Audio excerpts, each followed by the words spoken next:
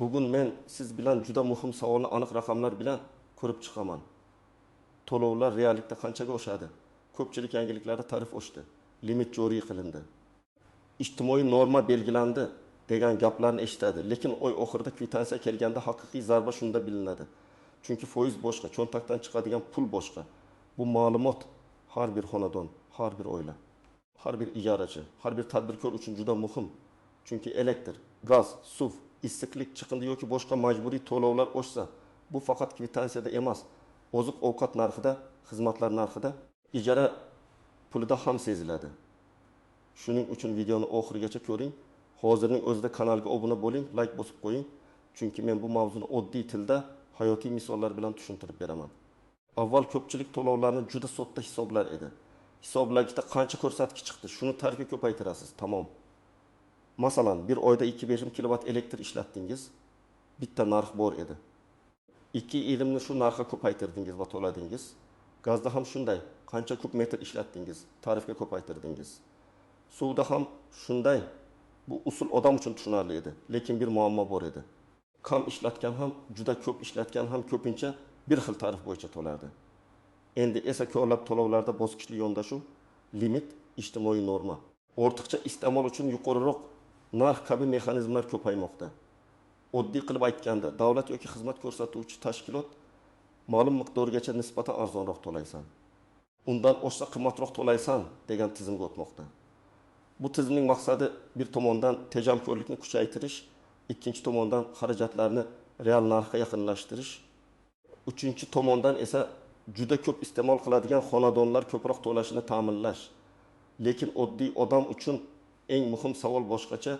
Mening oilam oyga nech pul ko'proq to'laydi? 20 ming so'mmi? 1 ming so'mmi? 300 ming so'mmi? Bugun men aynan shu savolga amaliy hisob kitob orqali javob beraman. Bu yerda bir narsani darhol aytaman. Har bir hududda tarif, xizmat turi, hisoblagich holati, imtiyozlar va normativlar farq qilishi mumkin. Shuning uchun men sizga aniq metodikani ko'rsataman. Siz o'zingizning kvitansiyangizdagi raqamlarni olib, xuddi shu usulda hisoblasangiz, o'z xonadoningiz uchun real oshishni bilib olasiz. Asosiy qism B. Nimalarni bilish kerak, kim xavotir olish kerak, kim kamroq xavotir olsa bo'ladi. Birinchi navbatda siz 3 ta narsani bilishingiz kerak. Birinchisi, eski tarif qancha edi? Ikkinchisi, yangi tarif qancha bo'ldi? Uchinchisi, siz oyga real qancha iste'mol qilasiz? Odamlar ko'pincha faqat tarifga qaraydi va vahima qiladi. Masalan, narx 2 barobar oshibdi deydi. Lekin agar sizning iste'molingiz juda kam bo'lsa, oy oxiridagi farq unchalik katta bo'lmasligi mumkin. Aksincha, tarif atiga 30% oshgandek ko'rinsa ham, siz limitdan oshib ketadigan bo'lsangiz, real to'lovingiz 70% ga ko'payishi mumkin. Keling, elektr energiyasi misolida hisoblaymiz. Faraz qilaylik, oldin 1 kilovat-soat elektr narxi 300 so'm edi. Yangi tizimda 200 kilovatgacha so'm. 200 kilovatdan oshgan qismi esa 900 so'm bo'ldi deb olaylik. Bu faqat tushuntirish shartli raqamlar. Siz o'z hududingizdagi haqiqiy tarifni qo'yasiz. Birinchi oila 2 kishilik xonadon. Uyda bitta muzlatgich, televizor, kir yuvish mashinasi haftasiga 2 marta ishlaydi. Konditsioner yo'q yoki juda kam ishlatiladi. Oyiga 120 kilovat elektr sarflaydi. Eski hisobda 120 ni 300 so'mga ko'paytiramiz, 36 ming so'm. Yangi hisobda 120 kilovat limit ichida 120 ni dardida 2 so'mga ko'paytiramiz. 24 ming so'm. Oshish 10 ming so'm. Foizda qarasak 50% oshdi. Lekin real cho'ntakdan chiqadigan qo'shimcha pul 10 ming so'm. Bu albatta yoqimli emas, lekin katta xonadonlarga nisbatan boshqarish mumkin bo'lgan farq. Ikkinchi oila 4 kishilik xonadon. Bolalar bor, kompyuter, televizor, elektr choynak, mikroto'lqinli pech, kir yuvish mashinasi ko'p ishlaydi. Yozda konditsioner ham ishlaydi. Oyiga 206 kilovat sarflaydi. Eski hisobda 206 ni 300 so'mga ko'paytirsak, 78 ming so'm chiqadi. Yangi hisobda birinchi 200 kilovat 470 so'mdan 90 ming so'm. Qolgan 6 kilovat 900 so'mdan 54 ming so'm. Jami 1,4 ming so'm. Farq 66 ming so'm. Bu yerda tarif faqat oshgan emas, limitdan oshgan qism qimmatlashgani uchun to'lov deyarli 2 barobarga yaqinlashdi. Uchinchi oila, katta xonadon 5-6 kishi yashaydi. Elektrli tabor, konditsioner yozda har kuni ishlaydi. qishda elektr isitgich ham qo'shiladi. Oyiga darmidimi kilovat sarflaydi. Eski hisobda darmidimni 3000 so'mga ko'paytirsak, 1.5000 so'm. Yangi hisob 200 kilovat, darmidimi so'mdan 9000 so'm. Qolgan 2,5 kilovat 900 so'mdan 2,25 so'm. Jami 3500 so'm. Farq 1,5 so'm. Bu endi oilaviy byudjet uchun juda sezilarli zarba. Agar shu oilaning gaz, suv va issiqlik to'lovi ham oshsa, umumiy qo'shimcha xarajat oyiga 300-400 ming so'mga borib qolishi mumkin. Gaz bo'yicha ham xuddi shunday yondashuvni ko'ramiz. Gazda eng katta farq qishda bilinadi. Chunki yozda gaz asosan ovqat pishirish va issiq suv uchun ishlatilsa, qishda isitish uchun sarf keskin ko'payadi. Faraz qilaylik. Oldin R metr gaz 400 so'm edi.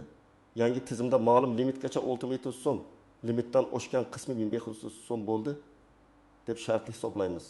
Kichik xonadon yoz oyida 30 kub gaz ishlatsa, eski hisobda 12 million so'm to'lardi. Yangi hisobda 3 kubni 1000 so'mga ko'paytirsak, 10500 so'm bo'ladi. Farq 7500 so'm. Katta muammo emasdek ko'rinadi. Lekin qish oyida hovlida yashaydigan oila 700 kub gaz ishlatsa, eski hisobda 2000 so'm to'lardi. Agar limit 500 kub bo'lsa, yangi hisobda 500 kub 6000 so'mdan 325 so'm. Qolgan 200 kub 1500 so'mdan 300 ming so'm. Jami 625 ming so'm. Farq real og'riq qayerda? Qishda katta uyda issiqlik yo'qotilishi yuqori bo'lgan hovlida, eski qozon yoki samarasiz isitish tizimi bo'lgan joyda suv to'lovlari ham oddiy ko'rinadi, lekin oilada odam ko'p bo'lsa yoki hisoblagich bo'lmasa, farq seziladi. Agar hisoblagich bor bo'lsa, siz real sarf bo'yicha to'laysiz. Hisoblagich bo'lmasa, normativ bo'yicha hisoblanadi va bu ko'pincha odamni noqulay holatga soladi. Masalan, uyda 2 kishi yashaydi, lekin ro'yxatda 5 kishi turibdi. Hisoblagich yo'q. Tashkilot esa normativni 5 kishiga hisoblaydi. Natijada siz ishlatmagan suv uchun ham to'lov qilishingiz mumkin. Tarif oshganda bu adolatsizlik yanada kuchliroq seziladi. Kim ko'proq xavotir olishi kerak? Birinchidan, oyga elektrda 230 kilovatdan ko'p ishlatadiganlar.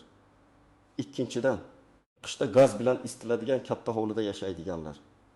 Uchinchidan, hisoblagichi yo'q xonadonlar. To'rtinchidan, uyda ko'p odam yashasa ham eski texnika ishlatadiganlar. Eski muzlatgich, eski konditsioner, eski nasos, elektr isitgich, suv qizdirgich. Beshinchidan, ijarada yashaydiganlar, chunki ba'zan uy egasi to'lovlarni aniq ko'rsatmaydi yoki umumiy qarzni ijarachiga yuklab qo'yadi. Kim kamroq xavotir olsa bo'ladi. Agar sizning uyda barcha hisoblagichlar soz bo'lsa, iste'mol limit ichida bo'lsa, energiya tejamkor texnikalar ishlatilsa, ro'yxatdagi odamlar soni real yashayotganlar soniga mos bo'lsa, sizda oshish bo'ladi. Lekin u nazorat ostida bo'ladi. Eng xavfsiz holat bu. Raqamlar qo'lingizda, kvitansiyalarni tekshirasiz, sarfni oyma-oy solishtirasiz va limitga yaqinlashganda darhol choralar ko'rasiz. Asosiy qism 2, istisnolar. Yashirin xatolar va ko'pchilik e'tibor bermaydigan nozik jihatlar.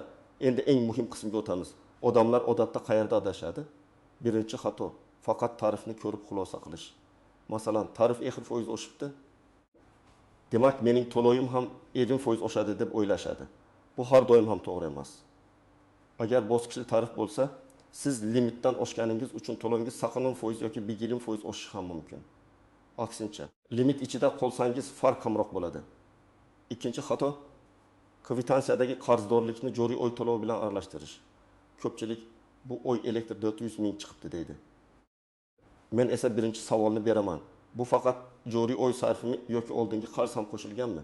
Kvitansiyada odatda bir nechta qator bo'ladi. Oldingi qarz, joriy hisob, penya qayta hisob kitob, to'langan summa, yakuniy qarz. Agar bularni ajratmasangiz, real o'sishini noto'g'ri baholaysiz. Uchinchi xato, hisoblagich ko'rsatkichini tekshirmaslik. Ba'zan hisoblagich avtomatik uzatadi, ba'zan xodim kelib yozadi, ba'zan esa taxminiy hisob qilinadi. Agar ko'rsatkich noto'g'ri kiritilsa, siz bir oyda juda katta to'lov ko'rishingiz mumkin. Keyin tuzatiladi, lekin vaqt, asab va pul ketadi. Shuning uchun men har oyda elektr, gaz, suv hisoblagichini suratga olishni maslahat beraman. Suratga olinganda sana ko'rinmasa ham telefonning o'zida sana saqlanadi. Bu sizga dalil bo'ladi. To'rtinchi nozik jihat mavsumiylik. Elektr va gazda bir oy bilan xulosa qilish to'g'ri emas. Yozda konditsioner ishlasa elektr oshadi. Qishda gaz oshadi. Shuning uchun siz kamida oxirgi 12 oylik iste'molni ko'rib chiqishingiz kerak. Masalan, aprel oyida 1,5 kilovat ishlatgan bo'lsangiz, men limitdan oshmayman deb xotirjam bo'lmang. Iyul-avgustda konditsioner sababli 300 kilovatga chiqishingiz mumkin. Yoki sentyabrda gaz 4 kub bo'lsa, yanvarda 700 kub bo'lishi mumkin. 5-jihat, bitta uyda bir nechta oila yashashi. Masalan, ota-ona, o'g'il, kelin, nabiralar bir hovlida bitta hisoblagichda yashaydi. Limit esa hisoblagichga qarab qo'llansa, sarf tabiiy ravishda yuqori chiqadi. Bunday oilalar eng katta bosimni sezadi. Chunki aslida bu yerda iste'mol isrofgarchilik emas. Shunchaki odam soni ko'p. Shu sababli bunday holatda hujjatlarni tekshirish, alohida hisoblagich o'rnatish imkoni bormi? Ro'yxat va egalik hujjatlari to'g'rimi? Shularni ko'rib chiqish kerak. 6-jihat imtiyozlar. Ayrim toifadagi fuqarolar uchun kompensatsiya, subsidiya yoki imtiyozlar bo'lishi mumkin. Masalan, kam ta'minlangan oilalar, nogironlik bo'lgan shaxslar, pensionerlar. Ijtimoiy himoya reyestriga kiritilgan oilalar ayrim yordam choralaridan foydalanishi mumkin. Lekin ko'pincha odamlar menga hech narsa berishmaydi deb oldindan voz kechadi. Men bunday qilmaslikni maslahat beraman. Hujjat topshirib ko'rish kerak. Rad javobi olsangiz ham sababini yozma shaklda so'rashingiz mumkin. 7-jihat, ijara uylar. Ijarachi uchun eng katta xavf shuki, hisoblagich uy egasi nomida bo'ladi. Qarz oldindan bor bo'lishi mumkin. Kvitansiya esa ijarachiga ko'rsatilmaydi. Men ijarachilarga har oyda hisoblagich ko'rsatkichini uy egasi bilan birga yozib borishni, imkon bo'lsa suratga olishni, to'lovni bank ilovasi yoki rasmiy to'lov tizimi orqali qilishni maslahat beraman. Naqd pul berib keyin chek olmasangiz, ertaga to'lanmagan degan gap chiqishi mumkin. Endi amaliy harakatlar rejasini beraman. Birinchi qadam. Oxirgi 6 yoki 12 oylik kvitansiyalarni yig'ing. Elektr, gaz, suv, issiqlik chiqindi, boshqaruv kompaniyasi bo'lsa, hammasini alohida qiling. Agar qog'oz kvitansiya yo'q bo'lsa, bank ilovasi, billing tizimi, shaxsiy kabinet yoki xizmat ko'rsatuvchi tashkilotdan ma'lumot oling. Ikkinchi qadam, har bir xizmat bo'yicha jadval tuzing. Oddiy daftar ham bo'ladi. Ustunlar shunday bo'lsin. Oy nomi, hisoblagichning boshlang'ich ko'rsatkichi, oxirgi ko'rsatkichi, sarf miqdori, eski tarif bo'yicha summa, yangi tarif bo'yicha taxminiy summa, farq. Shunda siz hissiyot bilan emas, raqam bilan gapirasiz. 3-qadam limitni aniqlang. Sizning xizmat turingizda limit bormi? Qaysi miqdorgacha arzonroq, qaysi miqdordan keyin qimmatroq, mavsumga qarab farq qiladimi? Odam soniga qarabmi yoki hisoblagichga qarabmi? Shuni biling. Buni rasmiy manbadan tekshiring. Xizmat ko'rsatuvchi tashkilot sayti, mijozlar bo'limi, chal markaz, hududiy bo'lim yoki shaxsiy kabinet. 4-qadam, hisoblagichlarni tekshiring. Plombasi joyidami? Raqamlar ko'rinadimi, ishlayaptimi? G'alati tez aylanish yo'qmi?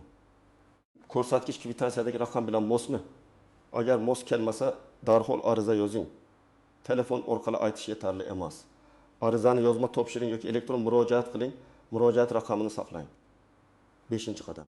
Energiya sarfini kamaytirish bo'yicha tezkor choralar ko'ring. Elektrda eng ko'p sarf qiladigan narsalar odatda konditsioner, elektr isitgich, elektr suv qizdirgich, eski muzlatgich va nasoslar bo'ladi. Konditsionerni 12 darajaga emas, 24-26 darajaga qo'yishning o'zi sezilarli tejaydi. Eski lampalarni LED lampalarga almashtirish ham foyda beradi, lekin eng katta ta'sir yirik texnikalarda bo'ladi. Gazda esa uy izolyatsiyasi juda muhim. Deraza rom, eshik tirqishlari, tom va davorlar orqali issiqlik chiqib ketsa, siz gazni ko'p yoqasiz, lekin uy baribir sovuq bo'ladi. 6-qadam. Agar oilangiz ijtimoiy yordamga muhtoj bo'lsa, mahalla yoki tegishli ijtimoiy himoya organlariga murojaat qiling. Pasport yoki ID karta, oila tarkibi haqidagi ma'lumot, daromadlar bo'yicha hujjatlar, nogironlik yoki pensiya hujjatlari, uy-joy hujjatlari, kommunal to'lov, kvitansiyalari kerak bo'lishi mumkin. Qaysi hujjat aniq kerakligini hududingizdagi mas'ul idoradan so'rang, chunki talablar o'zgarishi mumkin. 7-qadam. Noto'g'ri hisob-kitob bo'lsa, qanday ariza yozishni biling.